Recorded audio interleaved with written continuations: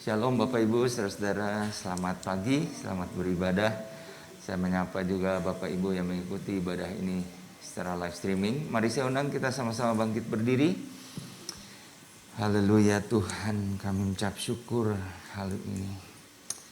Terima kasih Tuhan.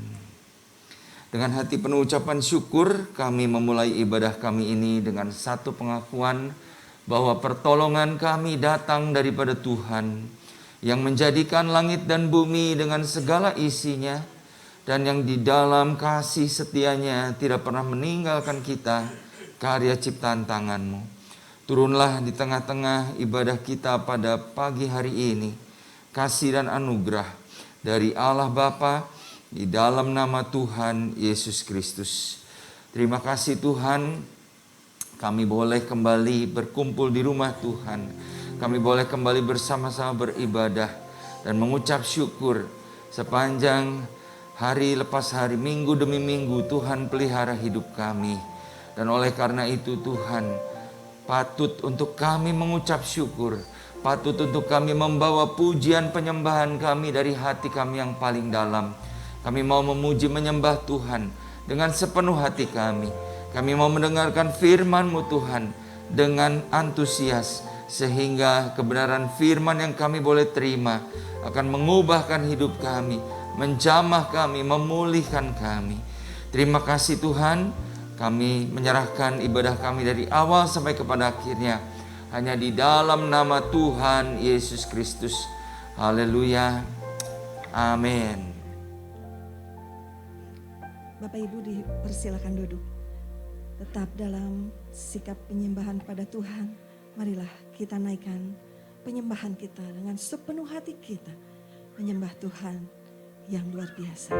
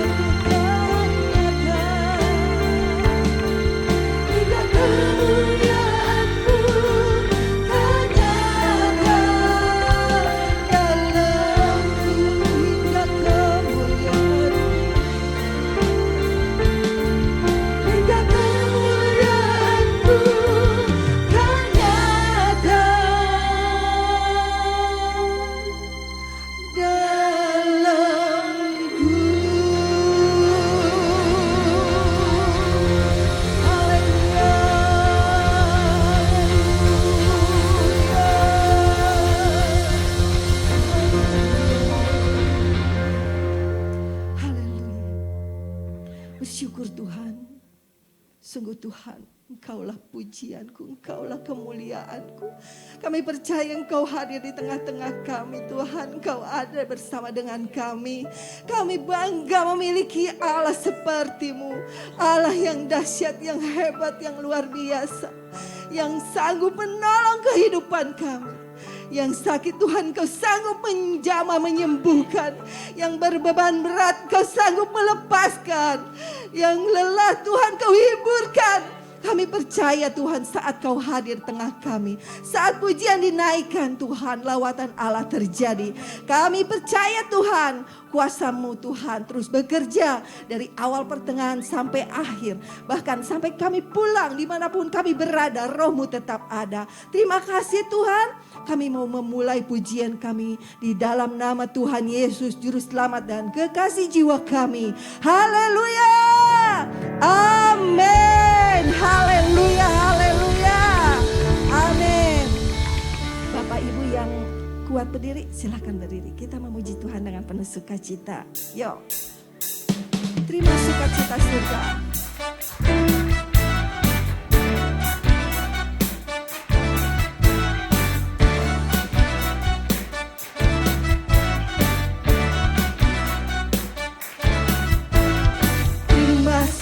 Cinta surga, itulah kekuatan bagi jiwa. Ku dapat rasakan kasih-Nya di tengah badai yang bergelora. Terima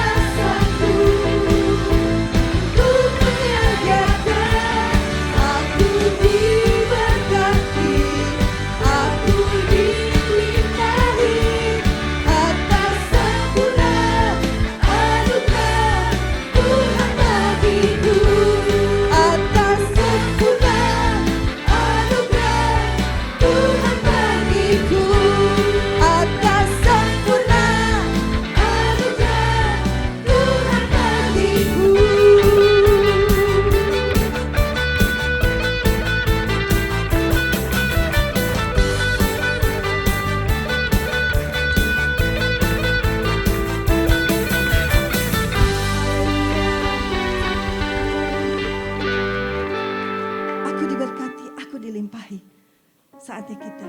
Mari belajar untuk memberi, menjadi berkat. Biarlah hidup kita boleh menjadi berkat untuk sekeliling kita. Kita naikkan pujian ini.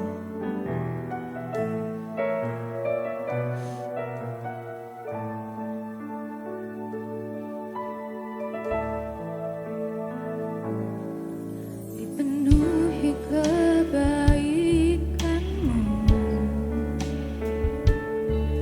dipenuhi kemurahan.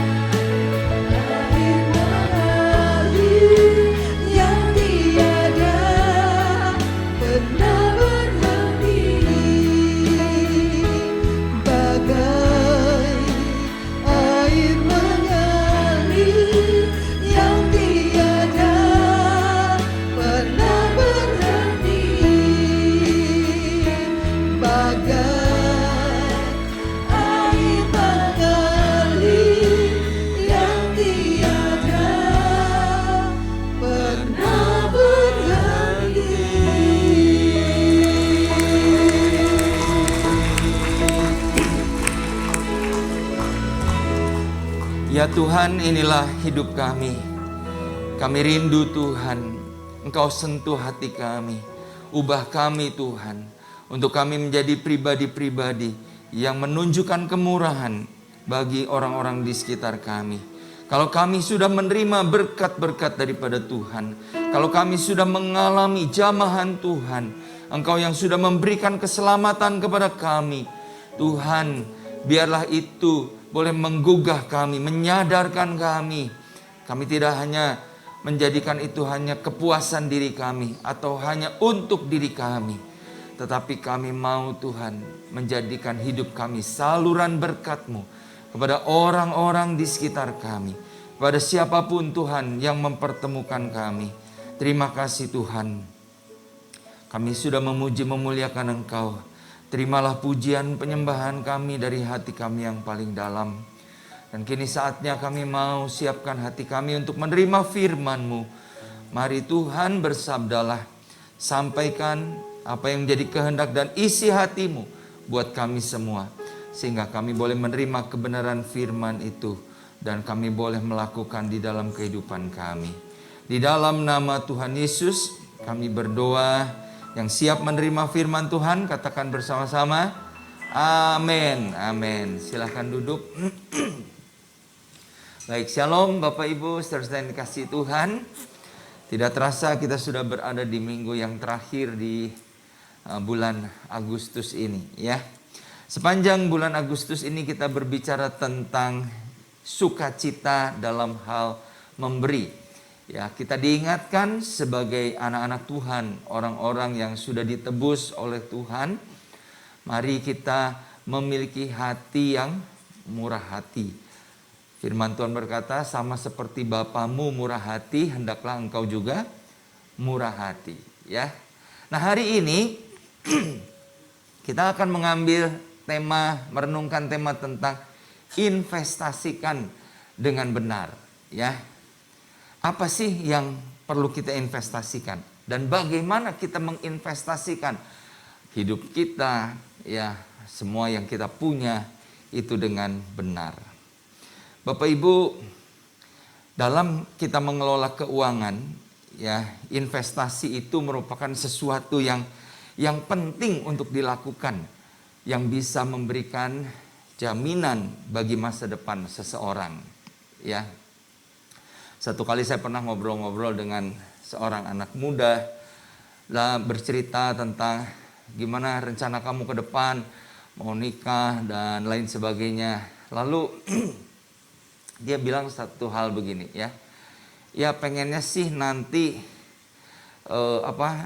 setelah menikah itu punya financial freedom katanya, ya. Jadi nggak usah mikirin lagi harus nyicil atau harus apa. Wah Bapak Ibu, saya cukup kagum ya dengan anak-anak muda sekarang. Dulu rasanya waktu saya nikah, rasanya nggak punya apa-apa gitu ya. Boro-boro mikirin financial freedom untuk di usia di awal-awal pernikahan. Tapi anak-anak sekarang luar biasa ya, mereka sudah memikirkan bagaimana nanti punya kebebasan secara keuangan. Oleh karena itu mereka mulai menginvestasikan banyak hal, banyak instrumen-instrumen di dalam investasi yang bisa dijalankan hari ini, ya. Bapak Ibu, investasi itu berarti kita menempatkan dana atau modal pada sesuatu benda atau suatu lembaga di mana kita berharap bahwa dalam kurun waktu tertentu, entah jangka pendek, entah jangka menengah atau jangka panjang, kita itu akan mendapatkan profit atau keuntungan, ya. Nah, ada orang-orang yang berinvestasi di mana? Misalnya di deposito atau di properti. Ada orang-orang yang berinvestasi dengan membeli saham, ya, atau reksadana.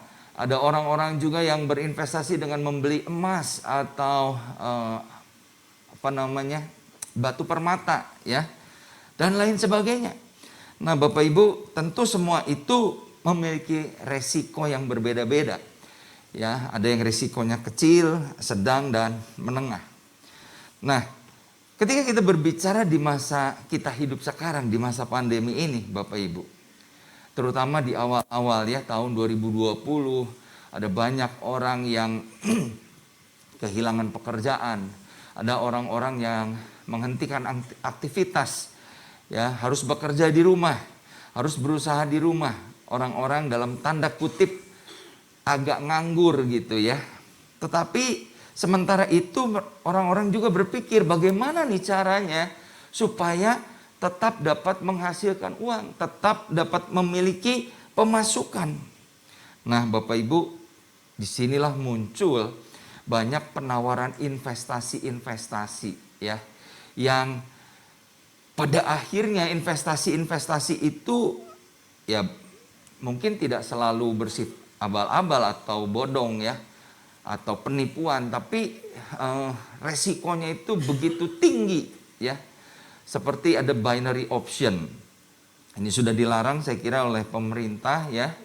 Ada cryptocurrency, walaupun ini bukan bukan investasi bodong, tapi belum diatur ya oleh pemerintah dan sangat volatil tuh, jadi sangat bergejolak gitu ya. Kadang-kadang naik tinggi, tiba-tiba jeblok gitu ya. Ada sebuah cryptocurrency yang saya dengar dalam 2 minggu Bapak Ibu ya, 10 hari apa 2 minggu itu nilainya ya bisa turun sampai 98%. Bayangkan Bapak Ibu ya, kalau kita punya uang 100 juta, tinggal berapa? 90 berkurang, tinggal 2 jutaan. Apa nggak stres ya kalau kita investasi di currency seperti itu, kripto seperti itu. Ada juga robot trading. Nah, Bapak Ibu, ini investasi-investasi yang muncul di masa pandemi ini yang berdasarkan penelitian ya, di Indonesia saja dari 2017 sampai 2002, khususnya 2020 sampai 2002, itu kerugian orang-orang yang mengikuti investasi-investasi seperti ini bisa sampai 21 triliun ya. Bukankah ini sesuatu yang sangat mengerikan? Kita investasi, kita berharap, tadi saya bilang orang investasi itu pengen profit, berharap profit, tapi ternyata yang terjadi adalah kerugian.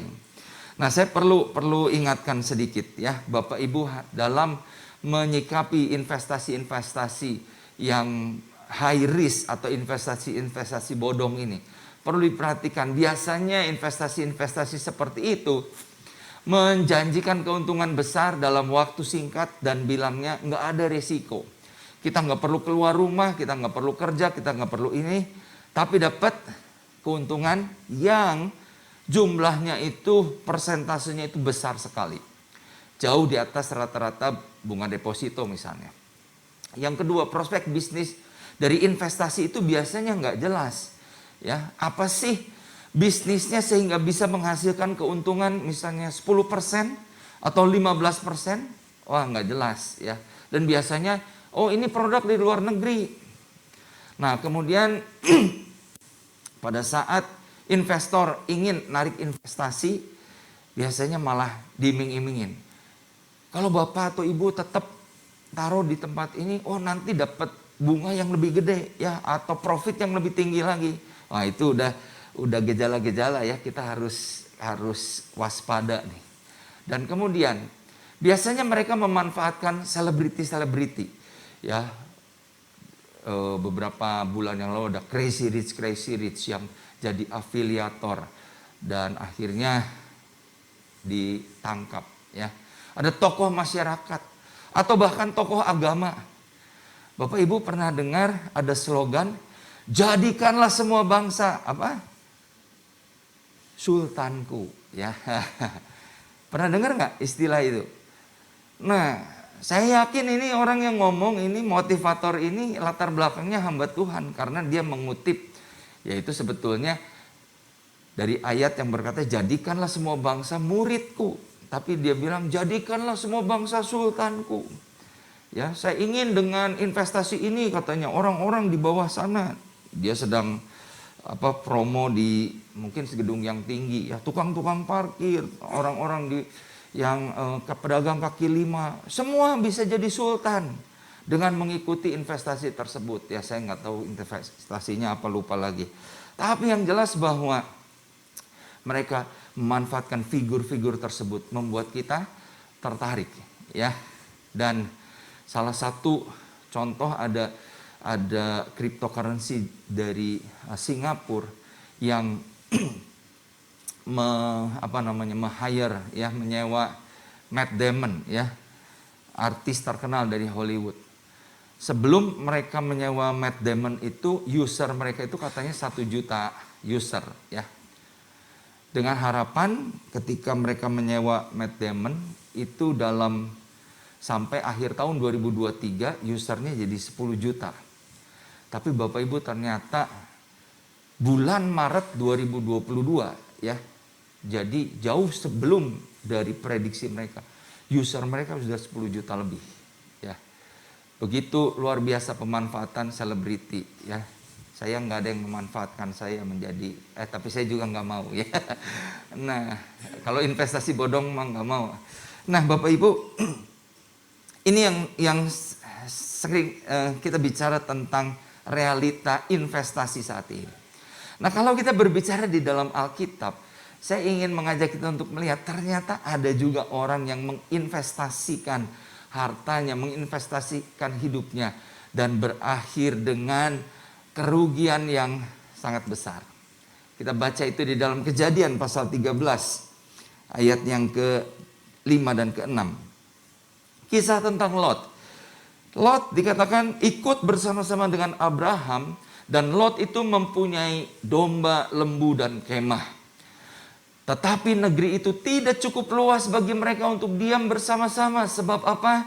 Sebab harta milik mereka amat banyak, sehingga mereka tidak dapat diam bersama-sama.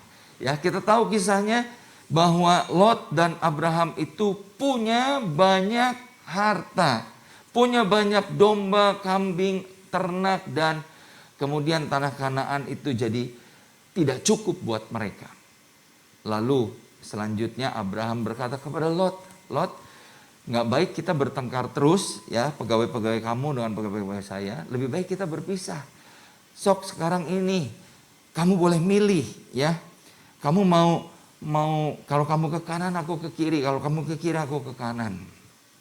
Nah, Bapak Ibu, kemudian ayat yang ke-10 sampai 12 berkata demikian. Lalu Lot melayangkan pandangnya dan dilihatnya bahwa seluruh lembah Yordan itu banyak airnya seperti taman Tuhan. Sebab itu Lot memilih baginya seluruh lembah Yordan itu.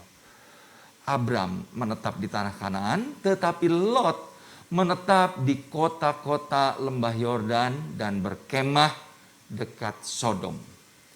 Nah, Bapak Ibu, ini keputusan Lot untuk menginvestasikan hidupnya, menginvestasikan seluruh kekayaannya ketika dia melihat bahwa waduh, betapa bagusnya ya lembah Yordan itu, seperti katanya Taman Eden, seperti Taman Tuhan.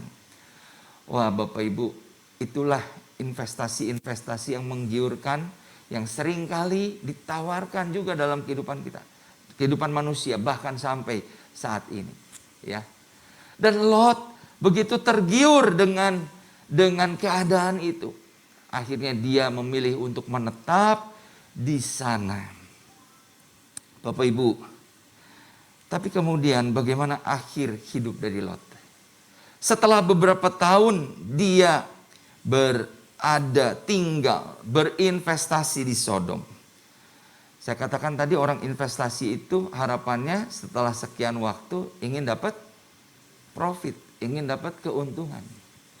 Apa hasilnya? Setelah Lot menginvestasikan seluruh hidupnya, seluruh harta bendanya di Sodom, Bapak Ibu, kita tahu kisahnya bahwa dalam sekejap hartanya habis. Kota Sodom dan Gomora ditunggang balikan oleh api dan belerang dari Tuhan karena kejahatan mereka. Bapak Ibu, betapa mengenaskan ya. Seperti tadi, kita berinvestasi di dalam sebuah mata uang kripto dalam hitungan hari atau minggu tinggal kurang dari 2%. Ini lot habis semua. Tetapi saya mau katakan Bapak Ibu, keputusan Lot untuk menginvestasikan hidupnya di Sodom bukan hanya bicara tentang habisnya seluruh harta kekayaan yang dia punya. Tetapi keputusannya untuk tinggal di Sodom itu membuat pola pikir, gaya hidup keluarganya, ya, terutama anak-anak gadisnya itu menjadi sangat liar, menjadi begitu duniawi, menjadi begitu tidak dapat berpikir logis. Kita lihat istri Lot sudah ditarik, sudah diseret oleh malaikat supaya keluar dari Sodom, tapi akhirnya jadi apa? Jadi tiang garam. Karena apa? Hatinya masih tetap melekat di Sodom.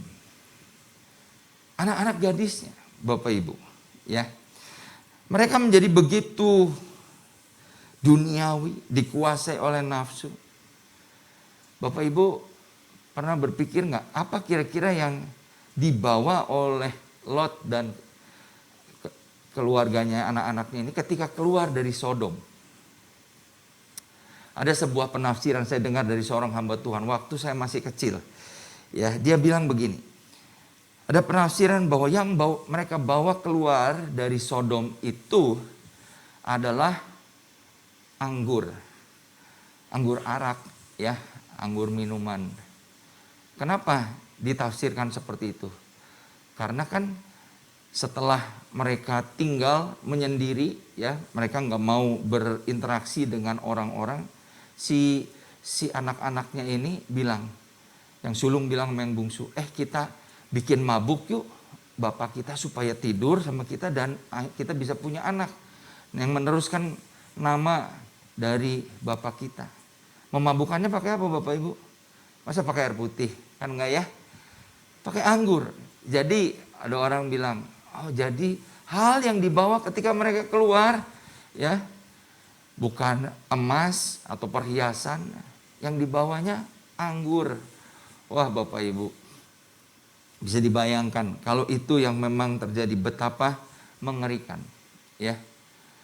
Saya mau katakan bahwa bagaimana kita menginvestasikan hidup kita, bagaimana kita menginvestasikan apa yang kita punya akan sangat berpengaruh bukan hanya kepada profit, keuntungan secara materi, tapi juga dalam kehidupan kita. Nah, selanjutnya bagaimana dengan Abraham? Abraham yang tadi menyerahkan pilihan kepada Lot. Kalau kita melihat setelah Abraham berpisah dari Lot, Tuhan berfirman, Abraham, lihat sekelilingmu. Semua ini akan jadi milikmu dan akan kuberikan kepada keturunanmu. Dan Bapak Ibu, sampai akhir hidupnya, sampai Abraham lanjut usia dan meninggal dalam keadaan suntuk katanya, ya. Dalam keadaan putih rambut dan suntuk. Abraham itu menjadi orang yang diberkati. Tetapi Bapak Ibu, Abraham menjadi orang yang diberkati bukan hanya menjadi kemudian dia orang yang kikir, ya, orang yang egois, orang yang hanya mementingkan diri sendiri. Tetapi dia memberi diri untuk memberkati dan menolong orang lain. Bapak Ibu bisa membaca di dalam Kejadian pasal yang ke-14. Bagaimana Abraham, ya, sebetulnya bukan urusan dia, tapi karena raja-raja Sodom di mana Lot tinggal di situ ditawan oleh raja lain, ya, kerajaan lain, maka dia mengerahkan pasukannya, ya, budak-budaknya untuk membebaskan mereka. Dan Bapak Ibu, Abraham juga orang yang suka memberi. Di dalam Kejadian 14 juga ada kisah tentang bagaimana Abraham memberikan persembahan kepada Melkisedek. Nah Bapak Ibu, Abraham dan keturunannya diberkati, ditinggikan menjadi bangsa yang besar. Tetapi bukan hanya itu Bapak Ibu. Di dalam Galatia 3 ayat 9 dikatakan bahwa Abraham disebut juga sebagai bapa orang beriman.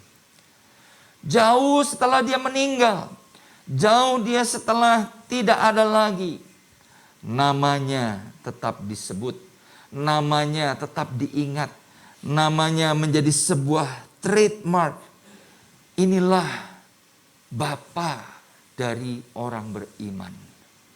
Bapak Ibu, bukankah suatu hal yang luar biasa? Keputusan investasi Abraham berdampak bukan hanya pada saat dia hidup, tapi juga berdampak sampai kepada kekekalan. Nah Bapak Ibu saudara yang dikasih Tuhan, bagaimana kita mempergunakan semua yang kita miliki? Bagaimana kita bisa menginvestasikan segala yang kita miliki? Hidup kita, talenta kita, harta kita, ya.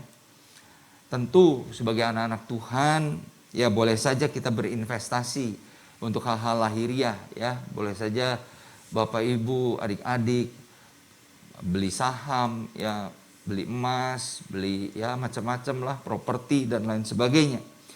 Namun, mari kita menyadari bahwa selain kita menginvestasikan aset kita, harta kita kepada sesuatu yang bisa memberi profit, keuntungan secara materi, mari kita memikirkan bahwa kita juga perlu untuk menginvestasikan sesuatu yang bernilai kekal. Investasi di dalam kerajaan Allah.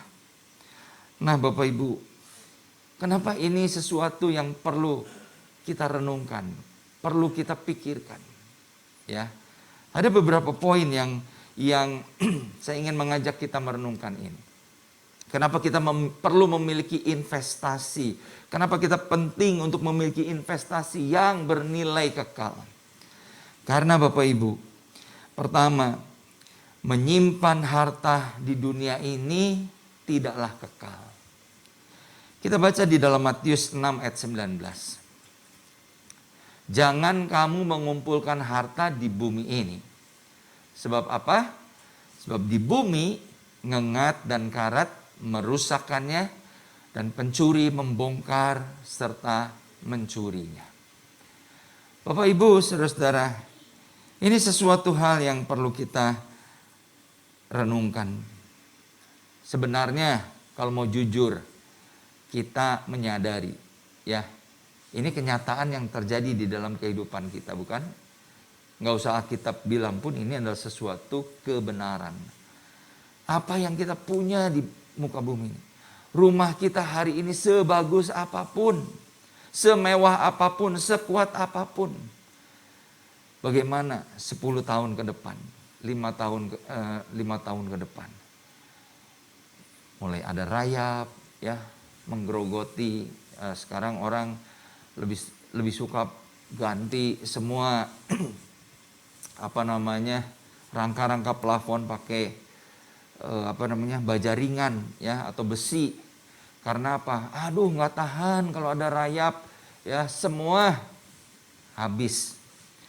Bapak Ibu, tapi itulah bukan hanya soal rayap.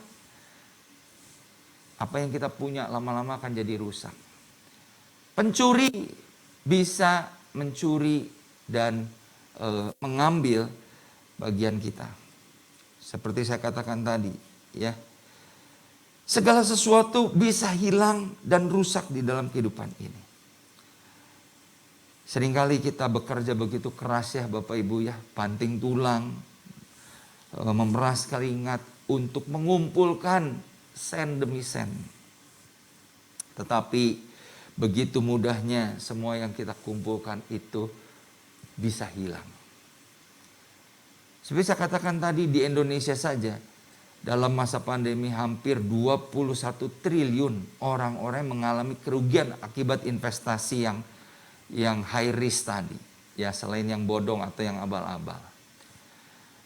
Tapi saya pikir atau saya yakin bahwa orang-orang yang kehilangan, ya mungkin tidak langsung triliunan ya, mungkin yang si A ratusan juta, yang si B berapa miliar, yang lain mungkin puluhan juta dan lain sebagainya.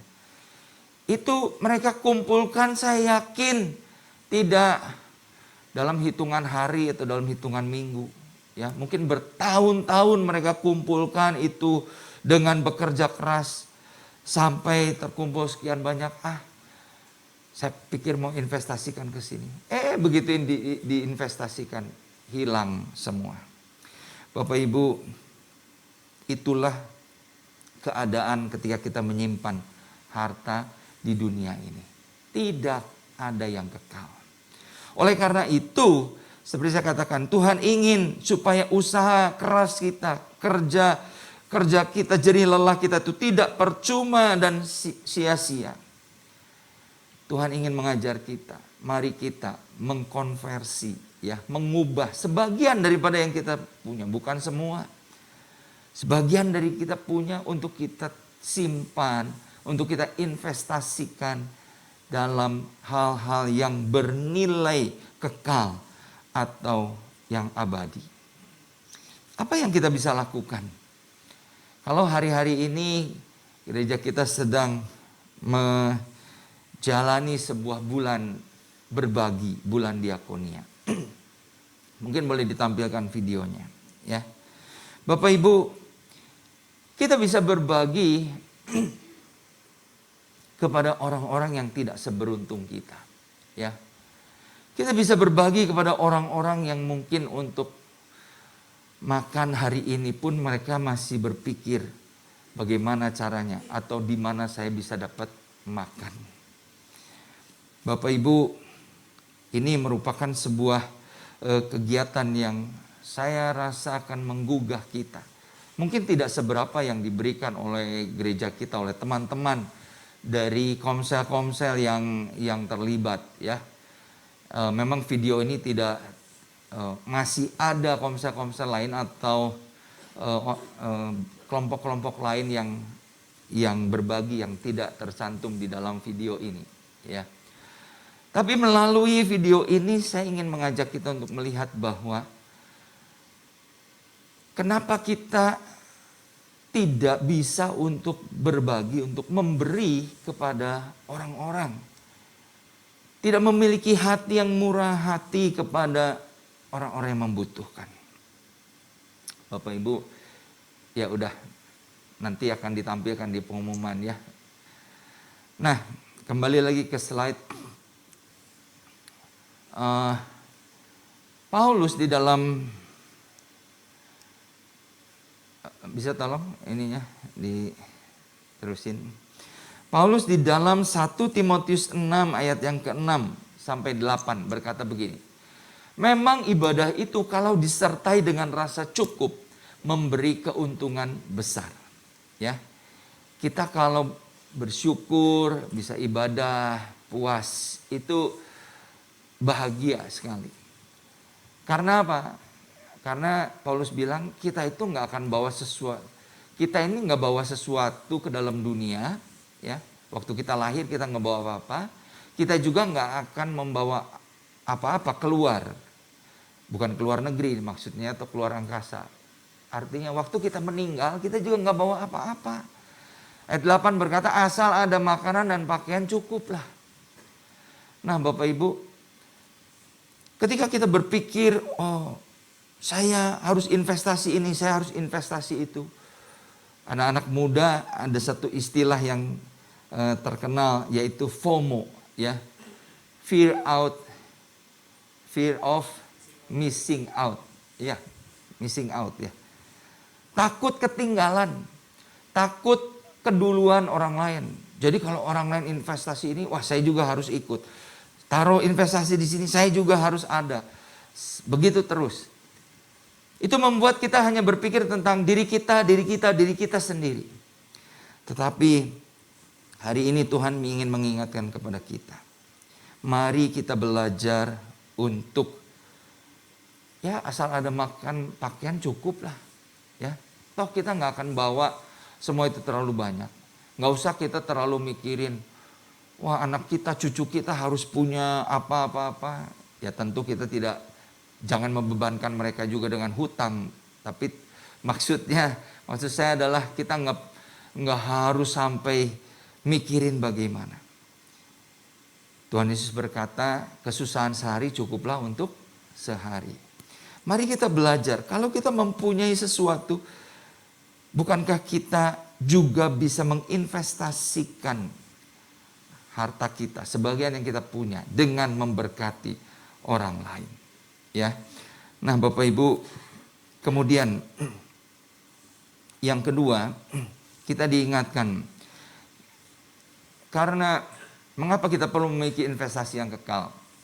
Karena menyimpan harta di surga itu membuat hati kita tidak terpaut kepada hal-hal duniawi, tapi kepada hal-hal rohani. Ayat 20-22 berkata begini, kumpulkanlah hartamu di surga, karena di sana nggak ada ngengat, nggak ada karat yang merusak dan pencuri yang membongkar. Ayat 21 mengatakan, karena di mana hartamu berada, di situ juga hatimu berada. Ya. Kalau kita menginvestasikan sebagian daripada yang kita punya untuk hal-hal yang bernilai kekal, kita nggak akan terlalu fokus kepada hal-hal yang ada di dunia ini. Amin. Ya. Dalam minggu yang kedua diingatkan Bapak Ibu bahwa kemurahan hati adalah salah satu ciri dari orang-orang yang dewasa secara rohani. Mari kita memikirkan hal ini. Kalau kita mau menjadi orang-orang Kristen, anak-anak Tuhan yang dewasa secara rohani, hati kita bukan hanya terfokus kepada hal-hal materi di dunia ini. Amin. Mari kita arahkan hati kita untuk hal-hal yang bernilai kekal. Kemudian yang kedua saya cepat saja. Kenapa kita perlu memiliki investasi yang bernilai kekal? Karena Tuhan ingin bahwa hidup kita yang sudah diberkati itu berdampak buat sesama. Di dalam Pengkhotbah 1 ayat 11 berbunyi demikian. Lemparkanlah rotimu ke air dan engkau akan mendapatnya kembali lama setelah itu. Ya, ini saya kira satu kata-kata kiasan. Tapi kalau Bapak Ibu punya Alkitab versi mudah dibaca, di HP ada, di situ dikatakan begini, lakukanlah yang baik kemanapun engkau pergi. Setelah itu yang baik yang engkau lakukan tadi itu akan kembali kepadamu. Amin. Nah Bapak Ibu, apa yang kita investasikan dengan benar pasti tidak akan sia-sia. Amin. Kalau kita menabur untuk kerajaan Allah, kalau kita menabur untuk hal-hal yang bernilai kekal, maka saya percaya kita juga akan menuai dari apa yang kita tabur tersebut. Minggu lalu Bapak Witono memberikan ilustrasi video kepada kita tentang satu anak yang dicap oleh pemilik toko sebagai pencuri, sebagai maling, ya. Wah, anak nggak punya masa depan lah. Pokoknya yang jelek-jelek ditunjukkan atau disebutkan kepada anak ini. Tetapi Bapak Ibu, ada seorang bapak yang menunjukkan kebaikan kepada anak ini. Dengan cara apa? Dia bayar obat yang anak itu ambil dari toko sebelah. Dia kasih bapau untuk anak ini pulang. Anak ini mungkin gak ngomong apa-apa ya di video tersebut. Tapi apa yang terjadi? 30 tahun kemudian anak itu menjadi dokter yang handal. Dan pada saat itu si bapak yang menolong anak ini waktu kecil terkena serangan jantung, ya. sehingga harus dirawat.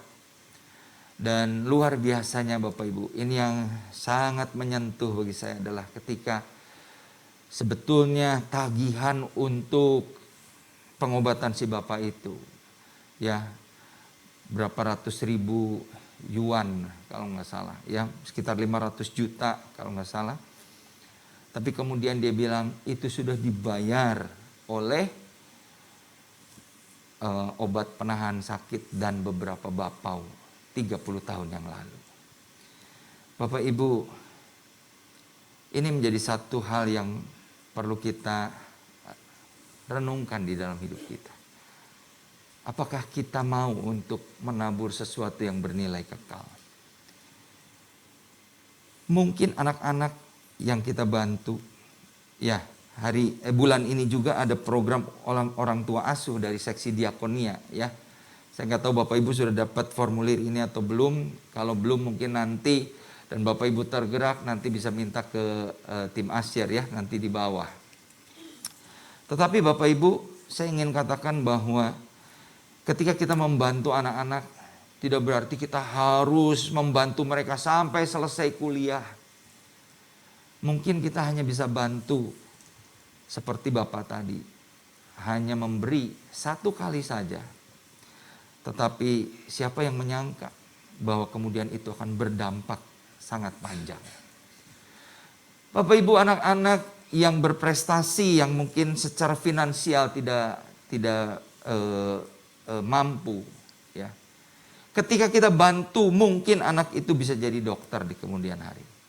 Mungkin anak itu bisa jadi polisi, mungkin anak itu bisa jadi bupati, mungkin anak itu bisa jadi presiden. Siapa tahu ya Bapak Ibu ya. Ojo dibanding ke. Anak yang tidak terkenal, anak yang nyanyi di pinggir jalan, bisa tampil di istana, ya. Siapa yang nyangka Bapak Ibu? Nah Bapak Ibu, ada jemaat di sini yang berkisah, dia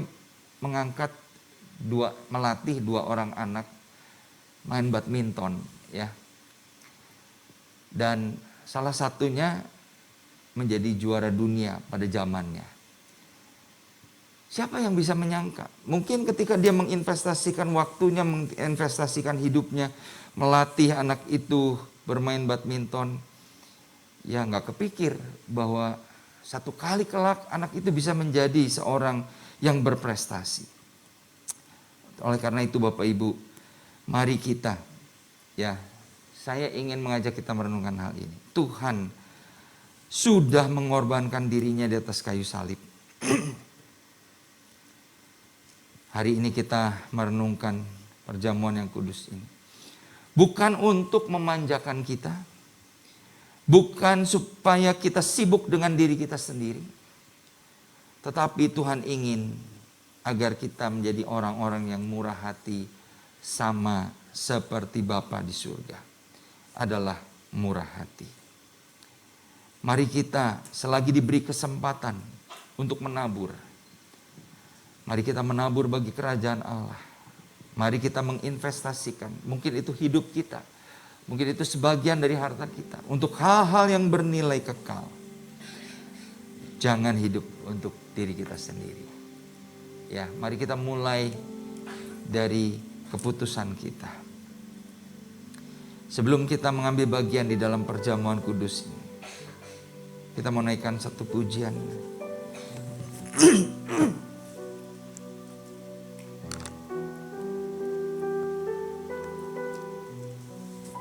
Kalau Tuhan sudah menyelamatkan kita bukan dengan emas, bukan dengan perak, bukan dengan hal yang murah. Terlalu sedikit kalau kita hanya sekedar memberikan apa yang kita punya.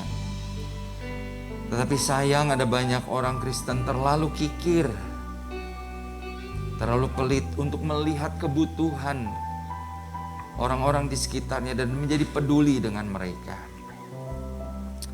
Mari kita berkata, Tuhan, aku mau membalas cinta kasih.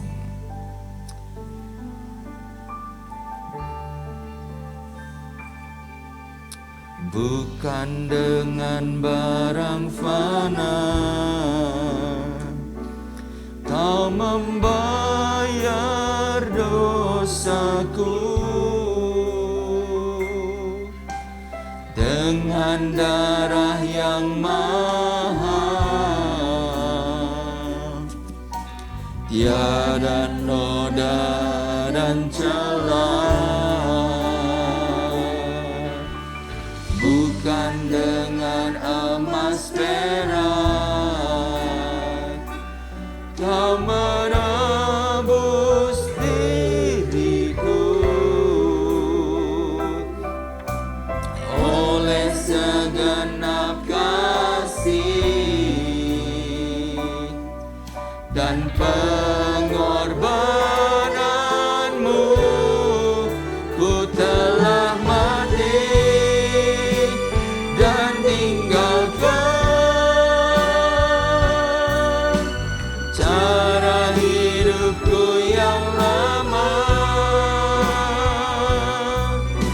Semuanya sia-sia dan tak berarti lagi. Hidup ini ku letakkan ada mezbah-Mu ya Tuhan. Jadilah padaku seperti yang Kau ingini.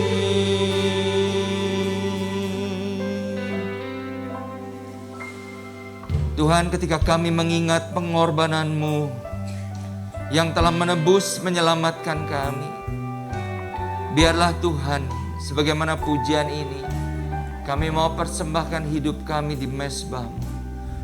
Jadilah Tuhan sebagaimana yang Kau kehendaki.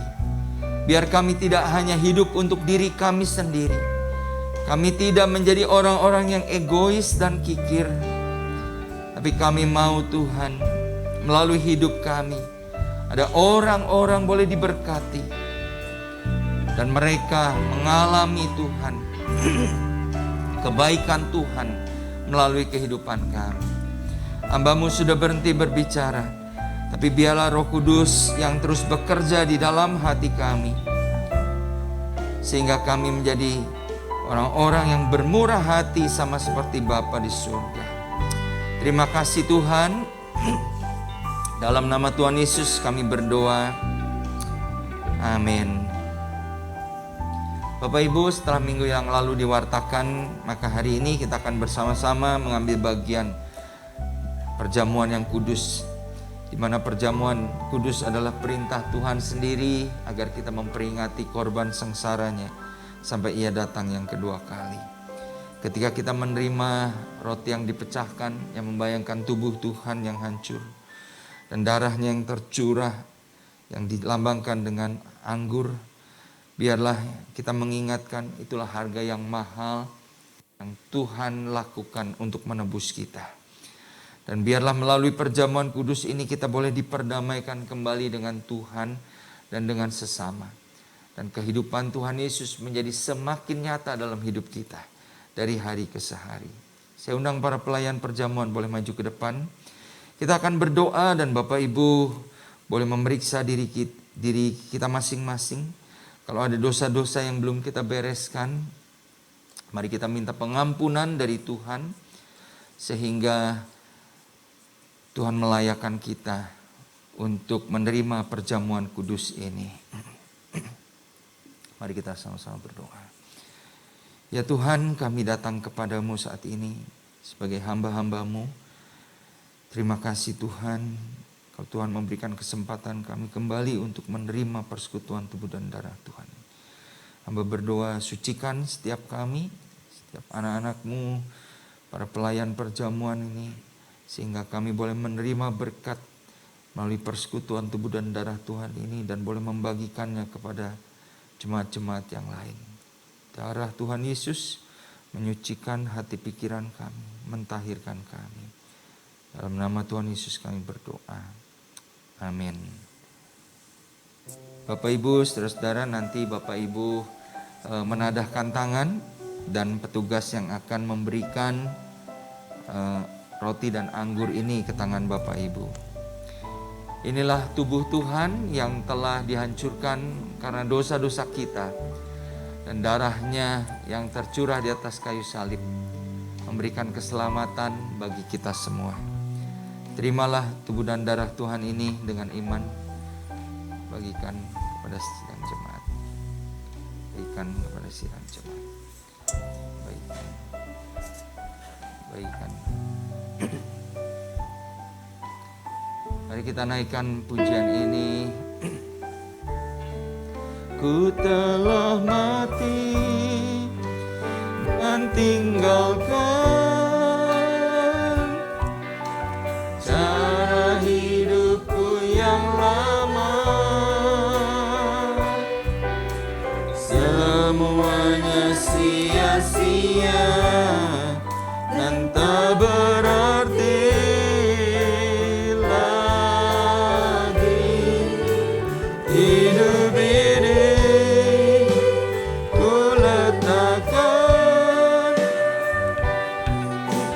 pada pesta-Mu ya Tuhan.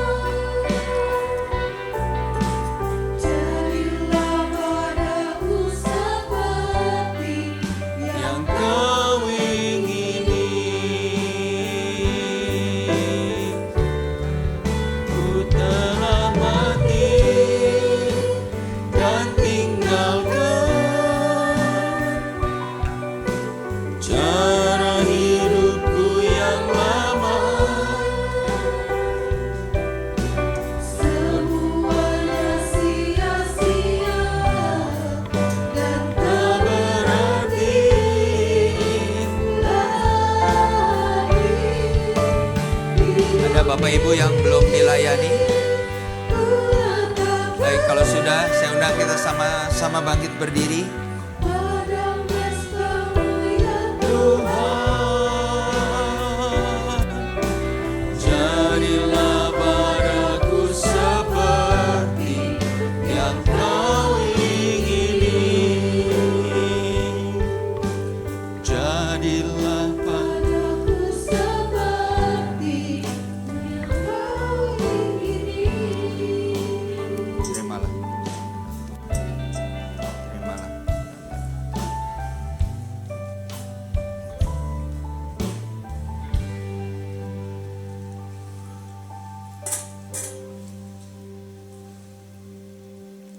Mari kita berdoa. Tuhan, terima kasih kalau pada saat ini kami boleh dilayakkan untuk mengambil bagian di dalam persekutuan dan tubuh dan darah Tuhan. Dan kami percaya ada kuasa yang Tuhan boleh limpahkan ke atas kami semua. Yang sakit akan menerima kesembuhan, yang lemah akan dikuatkan, yang berbeban berat saat ini juga mengalami penghiburan daripada Tuhan. Karena kami percaya melalui pengorbanan-Mu Tuhan, kami dibebaskan dari segala kutuk. Terima kasih Tuhan, kami mengucap syukur. Di dalam nama Tuhan Yesus kami berdoa. Mari kita angkat roti di tangan kanan, dengarkanlah apa yang firman Tuhan sampaikan. Sebab apa yang telah kuteruskan kepadamu telah aku terima dari Tuhan, yaitu bahwa Tuhan Yesus pada malam waktu Ia diserahkan, mengambil roti dan sesudah itu Ia mengucap syukur atasnya. Ia memecah-mecahkannya dan berkata, inilah tubuhku yang diserahkan bagi kamu. Perbuatlah ini menjadi peringatan akan aku. Mari kita akan makan bersama-sama dengan iman tubuh Tuhan ini. Di dalam nama Tuhan Yesus Kristus.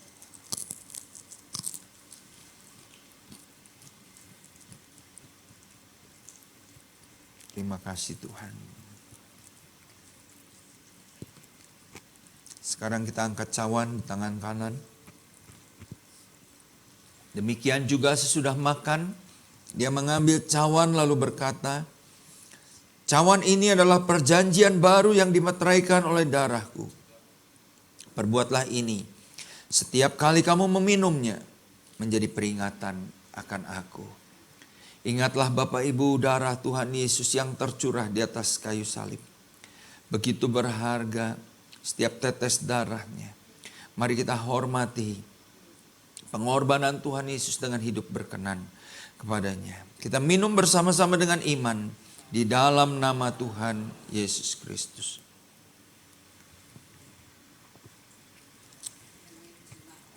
Haleluya.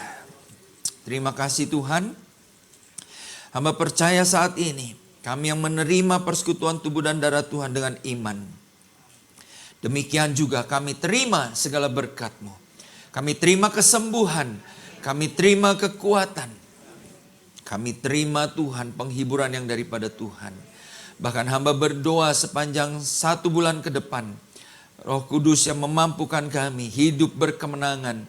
Hidup menjadi pribadi-pribadi seperti yang Tuhan kehendaki. Hidup menjadi anak-anak Tuhan yang membawa terang di tengah-tengah dunia yang gelap ini. Hamba memohonkan berkat-Mu Tuhan. Setiap Bapak Ibu Saudara-saudara yang telah mengambil bagian di dalam perjamuan kudus ini. Berkat Tuhan turun atas kehidupan-Mu sekalian. Dalam nama Tuhan Yesus kami berdoa dan ucap syukur. Amin. Silakan duduk Bapak Ibu.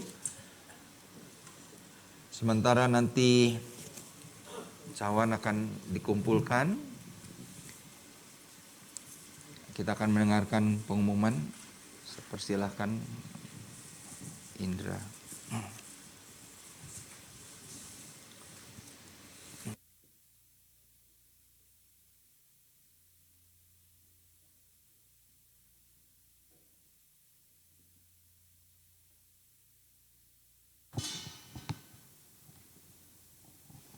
Baik, shalom Bapak Ibu Saudara sekalian. Diberkati oleh firman hari ini, amin. Boleh angkat tangan yang diberkati. Haleluya, puji Tuhan. Bapak Ibu sekalian, sebelum kita mengakhiri ibadah ini, ada beberapa pengumuman yang menjadi perhatian kita bersama. Yang pertama-tama kami mengucapkan terima kasih untuk pelayanan Pendeta Elia Setiawan dalam ibadah hari ini. Tuhan kiranya memberkati pelayanan Bapak dan keluarga. Dan sebelumnya kita juga akan menyaksikan video hasil dari bulan diakonia yang sempat diputar di firman Tuhan tadi untuk kita saksikan kembali sekali lagi.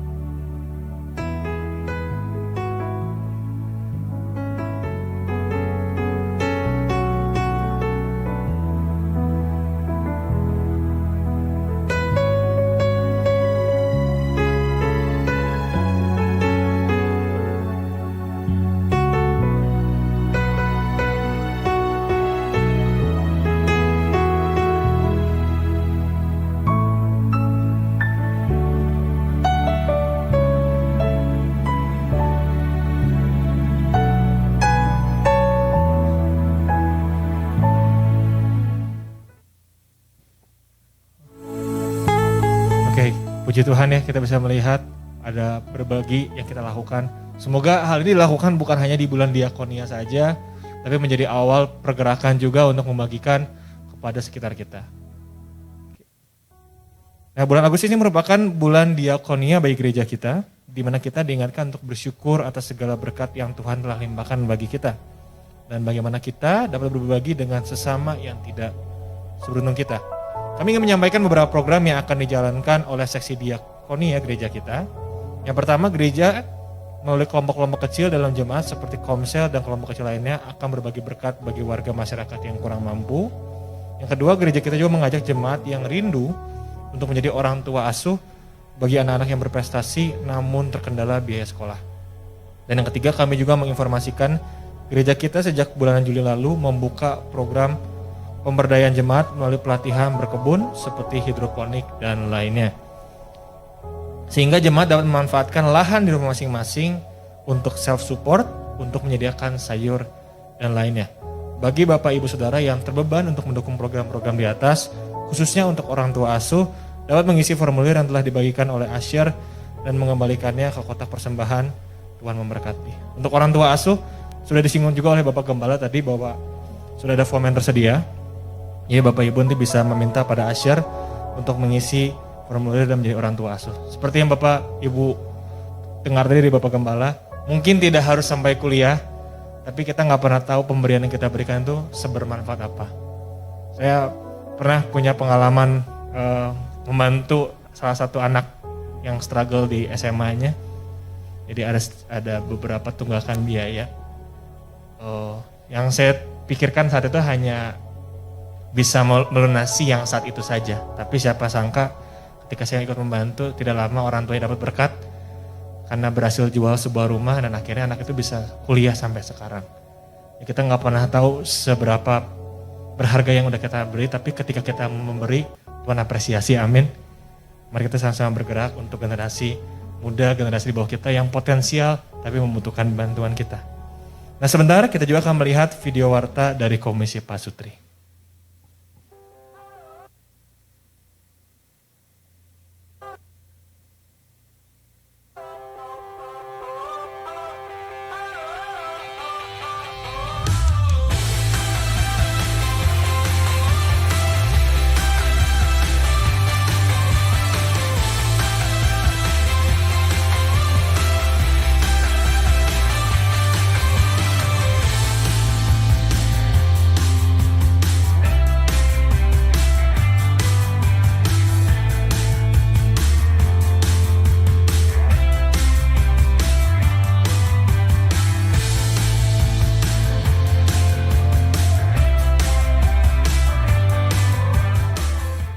Pastikan segera daftar di acara ini. Kita akan bersama-sama dengan keluarga menikmati lawatan yang daripada Tuhan. Tuhan Yesus memberkati.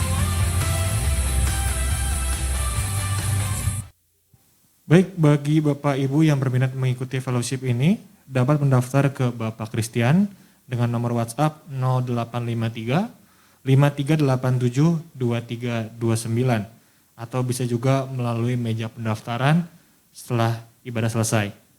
Demikian pengumuman hari ini, saya undang Bapak Ibu untuk bangkit berdiri. Kita akan sama-sama berdoa untuk menutup ibadah hari ini. Bapak, kami bersyukur, berterima kasih buat hari ini, thank you buat segala hal yang telah Engkau sampaikan, baik melalui setiap pujian penyembahan yang dinaikkan, dan juga melalui firman Tuhan yang sudah sampaikan. Kami percaya, kami mau investasikan dengan benar hidup kami Tuhan, bukan sekedar hanya melihat apa yang kami punya dan apa yang bisa kami kembangkan secara duniawi. Tapi bagaimana juga kami melihat diri kami, keberadaan kami yang berharga, bahwa kami punya investasi yang kekal, yaitu iman kami, yaitu aspek kerohanian kami yang kami mau terus taruhkan di dalam Engkau. Kami tahu kondisi mungkin sedang gak mudah, kami tahu mungkin ada banyak struggle yang mungkin sudah setahun, 2 tahun atau beberapa bulan ini kami alami dan belum kunjung surut badai itu Tuhan. Tapi kami tetap percaya karena kami tahu kami investasikan hidup kami menaruh hidup kami pada Engkau yang merupakan jangkar hidup kami Tuhan, dan kami gak perlu takut. Kami percaya semua akan baik-baik aja dan pertolongan-Mu tepat pada waktunya Tuhan. Ajar kami Bapak, ajar kami taat meskipun sulit. Ajar kami Bapak untuk selalu melihat Engkau dimanapun atau apapun kondisi hidup kami. Dan kami juga berdoa buat bangsa dan negara Tuhan. Kami percaya bahwa di masa-masa ini Tuhan, kami percaya ada mungkin masa-masa yang gak mudah buat setiap kami Tuhan. Tapi kami percaya bangsa ini Tuhan ada di tangan-Mu Tuhan, dan kami percaya semua akan baik-baik saja Tuhan. Semua telah Engkau rencanakan baik buat bangsa dan negara. Kau pakai presiden, wakil presiden beserta jajarannya Tuhan. Kami percaya hikmat Tuhan daripada Engkau akan bawa negara kami ini Tuhan dalam naungan-Mu Tuhan. Dan sekali lagi semuanya akan baik-baik aja Tuhan. Karena kami tahu Engkau menyayangi bangsa dan negara kami ini Tuhan. Kami bersyukur buat segala hal yang telah Engkau beri. Dan Tuhan kami percaya, kami mau angkat Tuhan setiap amplop persembahan kami. Kami bersyukur buat setiap apa yang telah kami terima. Kami tahu Tuhan, apa yang kami beri mungkin tidak sebanding dengan apa yang telah Engkau berikan buat kami yang begitu besar. Tapi ini hati kami, apa yang kami beri Tuhan. Dengan sepenuh hati kami. Kami percaya bila setiap persembahan ini dipersembahkan persembahan yang memuliakan nama-Mu, memperbesar kerajaan-Mu Bapa. Terima kasih kami memberikan dengan sepenuh hati setiap persembahan hari ini. Dan dalam nama Tuhan Yesus kami telah berdoa dan mengucap syukur. Mari Bapak Ibu kita mau angkat kedua tangan kita, arahkan hati kita ke hadapan Tuhan. Terimalah berkat Tuhan ini. Tuhan memberkati engkau dan melindungi engkau. Tuhan menyinari engkau dengan wajah-Nya dan memberi engkau kasih karunia. Tuhan menghadapkan wajah-Nya kepadamu dan memberi engkau damai sejahtera. Demikianlah kasih sayang dari Allah Bapa kita, anugerah dari Tuhan Yesus Kristus, serta persekutuan bersama Roh Kudus menyertai kita sekalian mulai saat ini sampai Maranatha, Tuhan Yesus datang yang kedua kali. Sama-sama kita katakan, amin.